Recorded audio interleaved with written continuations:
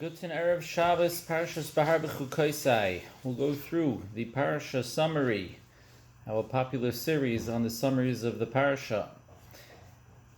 This Parsha this week opens with one of the most famous openers of Parshas in the Torah. We open up, V'yidaber Hashem al Moshe b'Har Sinai Lemar, and Hashem spoke to Moshe. We're at Har Sinai saying, right, very familiar terminology, V'yidaber Hashem al Moshe.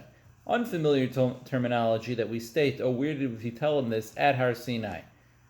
At this point, chronologically, we weren't specifically at Har Sinai, and if we were the past several parshas. Why are we mentioning that here? Back to that in a minute. What does it discuss? Parshas Behar begins with the discussion of the laws of Shemitah and Yovel, the laws of what happens on the 7th year, the sabbatical year, the Shemitah year in the land of Eretz Yisrael, and the 50th year as well, which would end up being 2 consecutive years. Right, the land would lay fallow, empty, untouched, no agriculture being done, no work taking place on that 7th year. What does occur? It's okay, and we'll see that in a moment in the second Aliyah. Asks Rashi the famous question, Ma'inyan Shemitah Eitel Har Sinai? Why are we mentioning Shemitah and Har Sinai? We say this is what he said by Har Sinai. Why? What? And then we talk about Shemitah. It wasn't relevant then. They weren't in Eretz Yisrael to even keep the mitzvos. Says Rashi that we have one of the rules of the oral Torah, the Torah Shabbal Peh, is that a davar, the item which is singled out in order to set an example to show us that this is the same principle which applies to other items as well.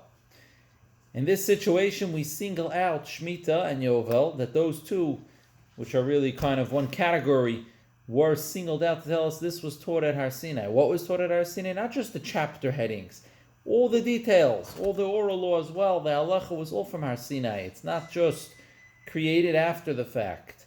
So too, all of the halachos and all of the Torah, all the oraisas, were taught at Har Sinai with the details. And that faith, that emunas chachamim, trusting legitimate rabbis to pass on that information carefully from generation to generation, is a vital part of our heritage and the responsibility of every one of us Jewish people, to pass it on from Har Sinai, what we heard from our rabbis, from our teachers, and from our parents before us in a legitimate fashion.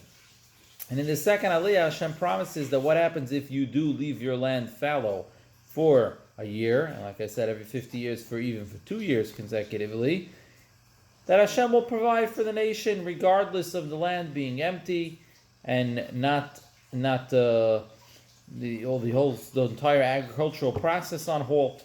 Still, no one will go hungry, and then and we also have the halachos so that at the end of Yovel, at the end of the 50 years, all hereditary lands go back to the original owners. And that way, they would still stay in the tribes that were given to them originally, because even if they sold their land after 50 years, it would always return back. So they would only sell it for the value of whatever remained until the 50th year would approach. In Shlishi, in the third Aliyah, we discussed the difference between the sale of a land in a walled city versus an unwalled city. There's different halachos that apply to that. And continuing on this theme of kind of providing and dependency, that we depend on the agriculture, but Hashem really provides to us, we have that mitzvah that we're commanded, we have a chiyuv, a responsibility to provide for the impoverished brethren of ours, to offer free loans without any interest, no ribbis, what we call it, and to offer even charity, to help people in their business, that they should succeed, to give business to our fellow Jews. And just as Hashem provides for us, we must provide for each other as well. In the fourth Aliyah, we have the halachos of the freeing of all slaves, which also took place in the Yovel year, no matter what, these all Jewish slaves. But and the Torah also discussed the mitzvah to redeem a Jewish slave who is owned by a non-Jewish owner. A Jew is allowed to own a slave, he's allowed to own a Jewish slave as well in certain circumstances. But should a Jew ever become enslaved by a non-Jew, we have a mitzvah to free them from that situation. But there's a formula for how much to pay. We don't want it to become a ransom procedure. We begin reading in the fourth Aliyah Parshas Bechukosai as well. The opening verses describe the wondrous successes that await the nation as long as we follow in Hashem's mitzvos.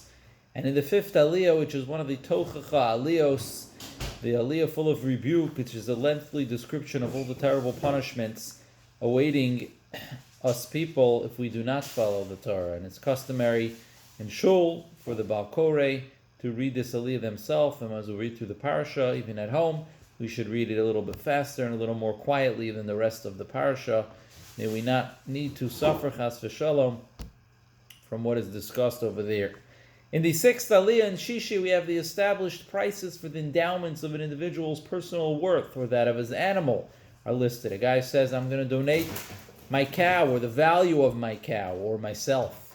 How much is a person worth? There's a specific system of how that's evaluated, not based on an individual. Well, he's valuable, he's a loser, not worth anything. It's not the way it works. Different ages and genders have different prices automatically, generic pricing placed onto it. And in the final portion of the Parsha, the final Aliyah, we deal with the endowments of property to the Beis HaMikdash. We devote, if you think about it, many psukim to these donations. Significant amount is devoted to discussing exactly how to pay these donations that were being made, these pledges, and I think that underscores how great it is, the great mitzvah and opportunity that those who are savvy enough to donate, to invest in their shuls and yeshivas, while we still have the opportunity. That's what this is all about. It's an important thing. It's an opportunity to invest in the future. We should all make sure to do so. Have a wonderful Shabbos.